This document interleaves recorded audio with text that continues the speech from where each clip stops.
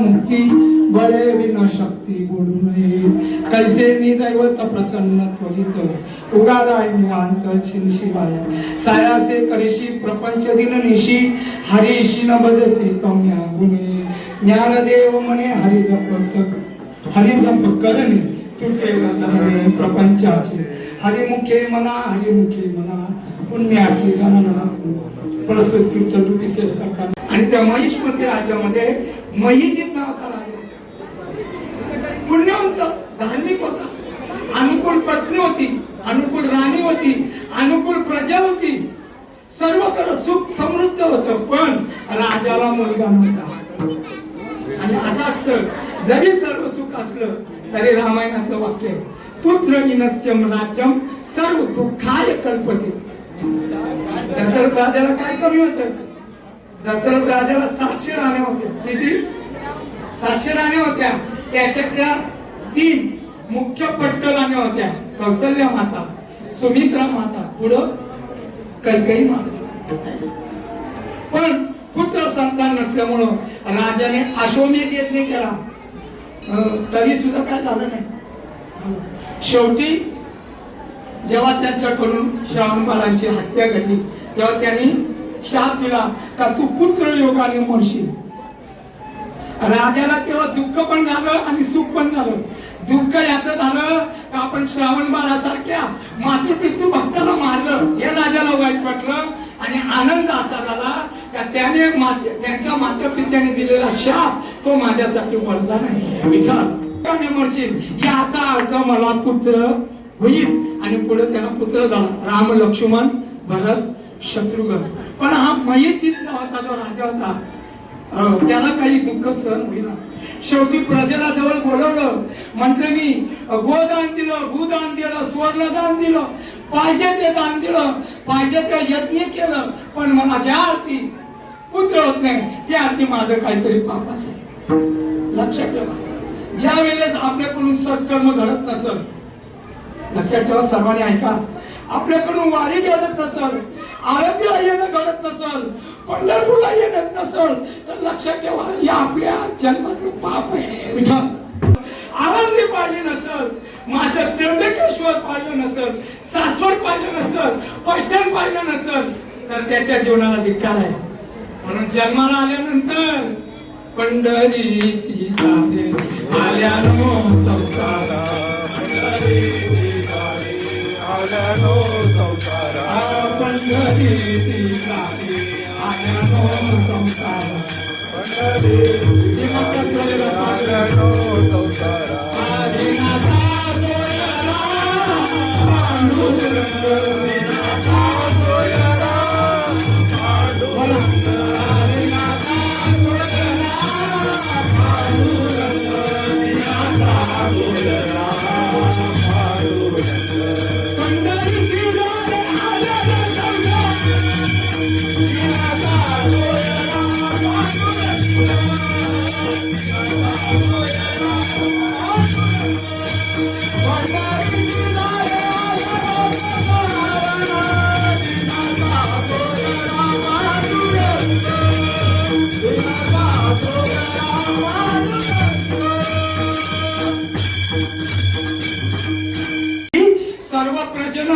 आपलं राज्य सोडलं, वन गाठलं आणि वनामध्ये एक आश्रम सापडला. तो आश्रम लोमेश ऋषीचा होता. विचार, सर्व प्रजेने नमस्कार केला. लोमेश ऋषीला कुतूहल वाटलं, का आले एवढी प्रजा, का आली? प्रश्न केला, कोण तुम्ही, कुठून आला? सांगितलं आम्ही महिष्मती नगरीतील महिजित राजाची प्रजा होती. मग तुम्ही इथं का आला? म्हटले आमचा राजा धार्मिक आहे, पुण्यवंत आहे, पण त्याला पुत्र संतान असं, म्हणून तुम्ही गुरुदेव आहात, काहीतरी उपाय सांगा. तेव्हा लोमेश ऋषीने अंतर्ज्ञानानं पाहिलं का राजाला पुत्र का होत नाही, तर मागच्या जन्मात राजा हा वैश्यवाणी होता आणि त्यानं दुराचार करून अन्यायानं पैसा मिळवला होता. आणि त्याच्यामुळं एक दिवस असा चालत असताना त्याला तहान लागली. तहान लागल्यानंतर सरवळ तळ काहीतरी असं विहीर म्हणून पाणी पिण्यासाठी गेला, तर तिथं गोमाता पाणी पित होती. याने घेतलं काठी घेतली, बांबू घेतला आणि गोमातेला पाणी पिऊ दिलं. आणि तुम्ही कमी फिरता, मी भारतभर फिरतो, तुम्हाला सांगतो मला वाईट वाटतं महाराष्ट्राची बाउंड्री गेली, बरहानपूर लागतं पहिले, भुसावळ महाराष्ट्राचं शेवटचं स्टेशन काय भुसावळ आहे. आणि भुसावळ सोडलं का मध्य प्रदेशची बाउंड्री लागते बरहानपूर, बरं का. तिथून सतना, सर्व आम्ही तेवढी काही स्टेशन सांगत नाही, सर्व स्टेशन पाहिजे माझे. काशीला जा, कुठं अयोध्येला जा, तिथून जाऊच लागतं. अबक होता गोमाता पाणी पित होती, पाणी पिऊन दिलं नाही, तिला मारलं आणि लांब म्हणजे तिला मारत ते त्याच्याकडून पाप घडलं आणि म्हणून गोमातेचा शाप म्हणून त्याला पुत्र संतती झाली. लोभी सुरुशी सांगतात राजाला जर पुत्र संती व्हायची असेल तर एकच उपाय, आता श्रावण शुद्ध एकादशी, आजची श्रावण शुद्ध एकादशी, ती एकादशी जर तुम्ही प्रजनी केली तर त्या पुण्याच्या बळावर राजाला पुत्र संतान होईल आणि राणीला पुत्र संतान झालं. म्हणून या एकादशीला काय नाव आहे, पुत्रदा एकादशी.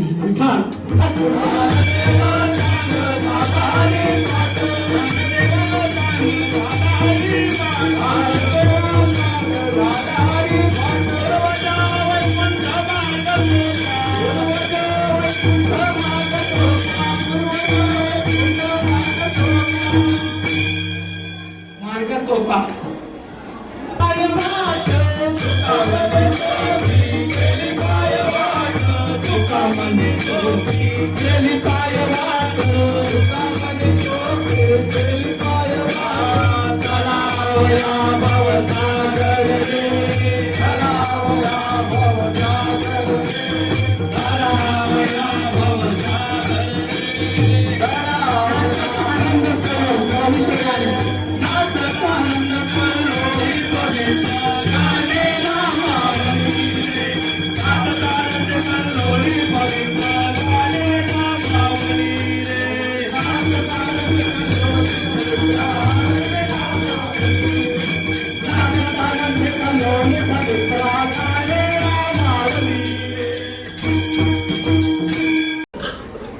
बरं का, 16 उपचार.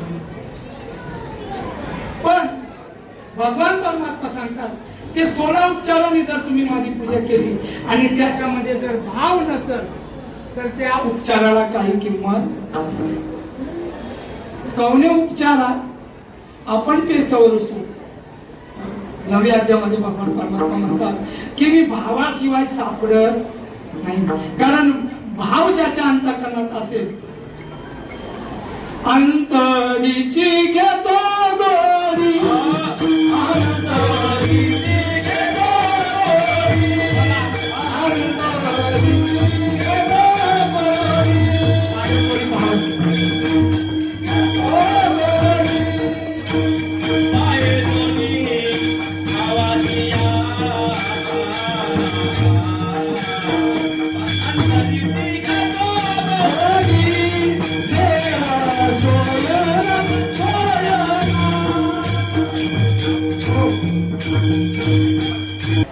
आमचे गुरुवारी मोठे बाबा म्हणजे आदित्वर बाबा सांगायचे, मी जेव्हा लहान होतो कीर्तनात प्रवचनात ते सांगायचे. एक राजा होता, तो रोज शिवलिंगाची पूजा करायचा, जसं आज सकाळपासून संध्याकाळपर्यंत तो पूजा, तसा तो राजा. आता राजा म्हटल्यानंतर त्याला काय कमी, बरोबर का नाही. मग का दुधाच्या घागरी, दह्याच्या घागरी, पिशवी नाही घागरी बोलतो, तुपाच्या घागरी. ते आम्ही तेरच्या वारीला गेलो, तेरच्या वारीला तेव्हा आम्ही गोरोबा काकाच्या समाधीची पूजा केली. आपले काय मेघराज महाराज, इतका माणूस वारकरी आपला. अरे अरे अरे, देवासाठी आम्रखंड श्रीखंड आमचे अख्खे हात माखले. म्हटलं महाराज हे म्हणजे देवाला जेवढं करू तेवढं कमी, त्यांचं वाचतं बरं का. म्हणजे देवासाठी आपण सृष्टी आपण काय ब्राह्मण आहे बाबा, मी साधा वारकरी, आपल्याला काय ते येत नाही.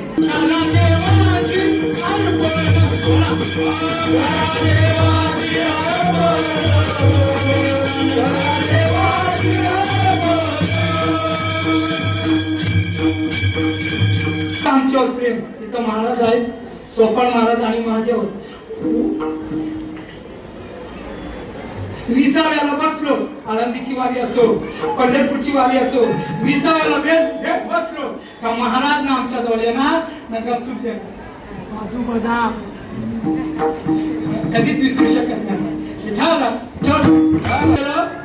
56 भोग दाखवले आणि तेवढ्यात भगवान महादेव पार्वतीसह विमानात बसून चालले होते. आणि पार्वती मातेला पाहिलं, देवा काय राजा भक्त आहे हा, किती किती दुधाच्या गागरी, दह्याच्या गागरी, तुपाच्या गागरी 56 भोग दाखवतोय, खरंच तुमचा खरा भक्त आहे. तेव्हा देव म्हटले, बाई तू बावळट आहेस. माझी जरी तो भक्ती करत असला, उच्चारण करत असला, 16 उच्चारण म्हणा, 56 भोग देऊ नसा, पण तो माझा खरा भक्त नाही. कोण कोण? राजा. पार्वती माता म्हणजे असं कसं म्हणता?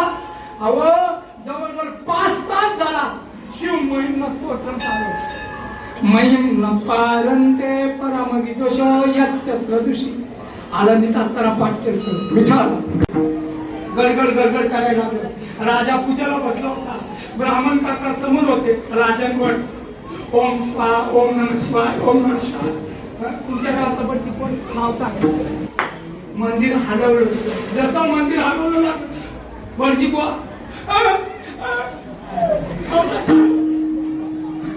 आता आपण मरणार. राजा होता तिथं, बेलपत्र वाहत होता, दुधाचा अभिषेक करत होता.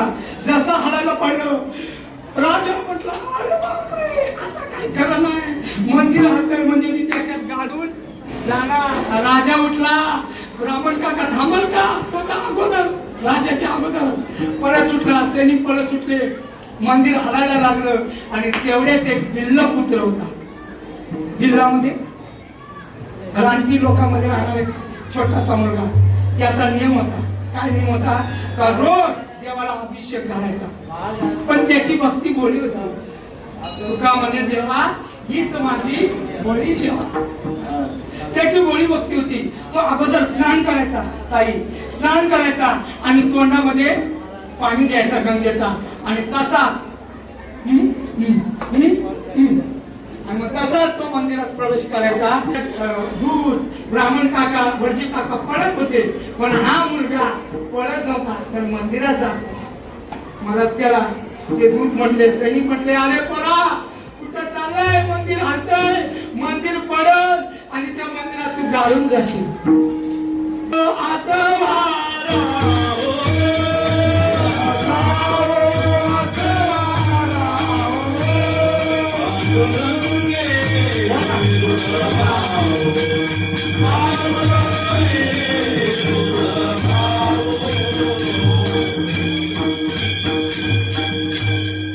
मंदिर हलत होत, पण त्याने त्याचा नियम सोडला नाही. जाता बाबा गेला, आपल्या तोंडातली गुळणी शिवलिंगावर अभिषेक केला आणि मंदिराला घट शिवलिंगाला मिठी मारली. मी गेलो तरी चालत, पण माझ्या देवाच्या अंगावर दगड पडता कामा नये.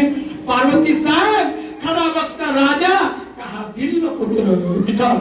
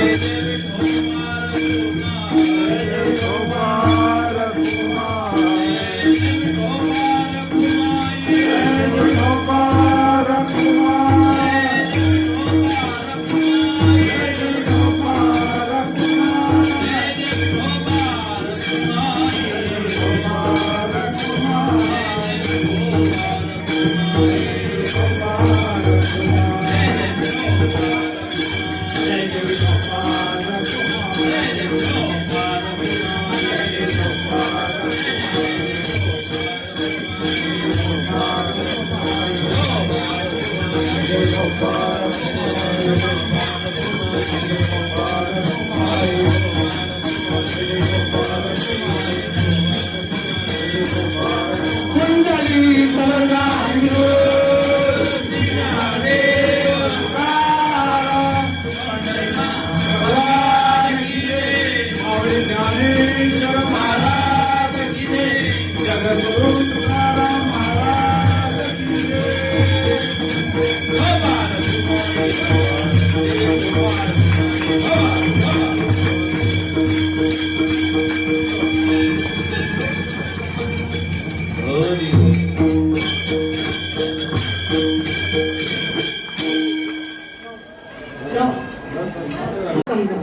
काय समजा, भगवान परमात्मा हा बाळ आहे, आपला पुत्र आहे आणि आपण त्याची माता आहोत. मग माता जाणून आपल्या अंतःकरणामध्ये देवाविषयी वात्सल्य भाव असला पाहिजे. त्या जगन्नाथपुरीला तुम्ही गेले तर देवाला खिचडी भात दाखवला जातो. गेलात का तुम्ही? एकादशीला जरी गेले तरी देवाला काय दाखवलं जातं? तिथं पूर्ण जगन्नाथपुरीला एकादशी कोणी करत, एकादशीला बांधून ठेवलंय. कोणी ठेवलंय? कोणाची भक्ती पाहून? तर त्या जगन्नाथपुरीची कथा अशी आहे, तिथं कर्माबाई नावाची माता होती. एकटी होती, बिचारी गरीब होती, पण ती काय करायची? खिचडी भात करायची. आणि खिचडी भात केला असं देवाच्याकडे मंदिराकडे पाहत म्हणायची, जगन्नाथ, हे मेरे जगन्नाथ, भोग पाहतो. म्हणजे मी जो नैवेद्य दाखवतोय तू घे. आणि देव यायचे तिचा भाव पाहू, मेरे नाना, मेरे काना, मेरे मनमोहन, हाक मारायची ती देवाला. मग देव तेव्हा स्वरूप घेऊन यायचे, माता माता मेरे तो खिचडी दो. मग देव लगेच तिथं खाली बसायचे आणि ती खिचडी खायचे. मरेपर्यंत तिने देवाला काय दिली? खिचडी दिली. ती गेली, पण अजूनपर्यंत जगन्नाथपुरीला एकादशी असली तरी खिचडी खावी लागते. विठाल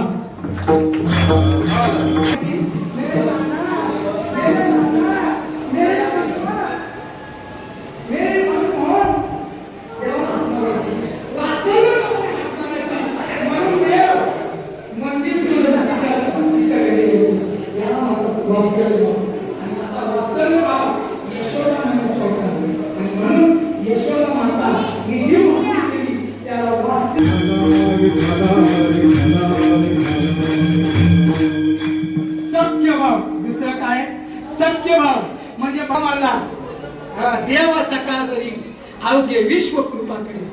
अरे का माझ्या जनाबाईंनी सत्य भक्ती केली, सखा मानलं कोणाला? ज्ञानाचा सागर सखा मानला.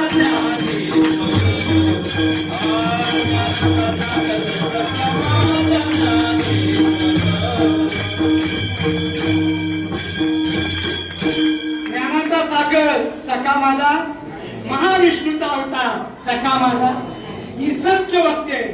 म्हणून आपल्या जीवनामध्ये आपण देवाला सखा मित्र दोस्त केलं तर ती सत्य भक्ती होते. सत्य भावातून भक्ती केली जाते.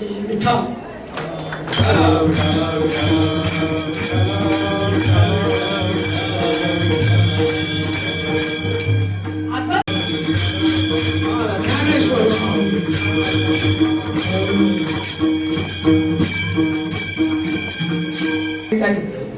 खूप चांगली असं सहकार्य करतात. तुमच्या सर्वांच्या सहकार्याने आमची दिंडी चालत असते. कराव्या गावासाठी जरा टाळे वाजव. करावा जास्त दिसते ना, तुम्ही दिसल्यापासून मला करावं सांगायचं इतर तास आहे. धारावे बरं का, परमार्थाचं मुख्य दार म्हणजे धारावे बरं का. परमार्थाला जेव्हा आपल्याला एखाद्याच्या घरी जायचं असेल तर दरवाजातून जावं लागतं का नाही? तसं परमार्थात दारावे गावातून. घरात तरी गावे दाराची असोवी, भिंतीसह डोई फोडू नये. म्हणून सर्वांनी सेवा हा दारवंत आहे. म्हणून आपल्या जीवनामध्ये सेवा रूपी दार, या सेवेतून आपल्याला परमात्मेपर्यंत पोहोचायचं आहे. म्हणून आमचे रवी भाऊ आणि आमच्या कामिनीताई यांची जी मुलगी आहे हर्षिता ताई, त्यांनी हर्षाली मला हसू येते तुला बघून, नावच हर्ष आहे. म्हणून तिने फिलॉसॉफी PhD केली बरं का. आणि तिला 20 भारतामधून 20 जण होते, त्याच्यामध्ये 1 नंबर काढला. म्हणून तिचा सत्कार आमचे परमपूज्य गुरुवर्य आहे. एकच पुढं दोघी आले का? दोघी आल्यात, मग दोघीनी या, दोघीने या. आमचे गुरुवर्य सोपान महाराज पंढरीनाथ भगवान की.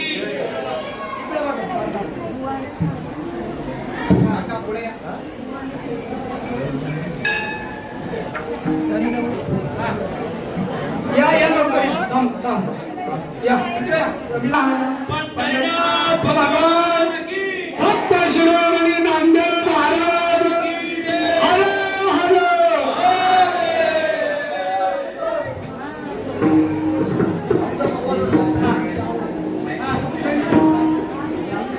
आता आरती होईल. आरती झाल्यानंतर महाप्रसाद फराळाची व्यवस्था.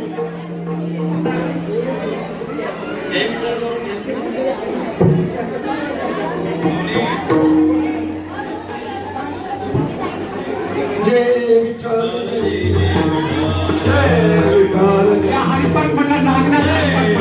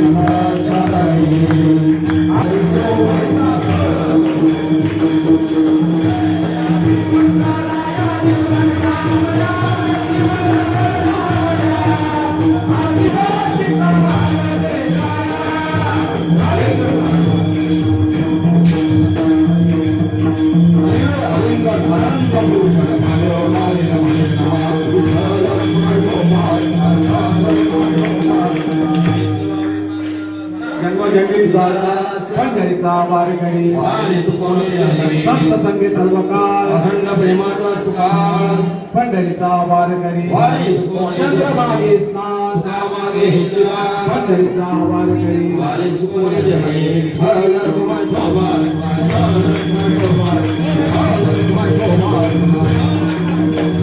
अकल्प आयुष्य व्हावे तया कुला माझ्या सगळा हरीच्या दासा फळफळीची बाधा न हो कोणी खाली हे संत मंडळी सुखे असो अहंकाराचा वारा न लागो राजसा माझ्या विश्वासा भाविकाचे नामा म्हणे दया असावी कळल्या त्या मुखे नाम पांडुरंगा कल्पनेची बाधा न उठवणे खाली हे संत मंडळी सुखे असो मागणे ते एक तुझा प्रती आहे हे श्रद्धे पाहे या पांडुरंगा संतांची निवेची मदते तुझे आहे नमावते तुझा म्हणे आता उदारत होई मग देवी पायी संतांची या संतांची निवेची मदते आणि तुझे काही नमावो देवा हो रंगा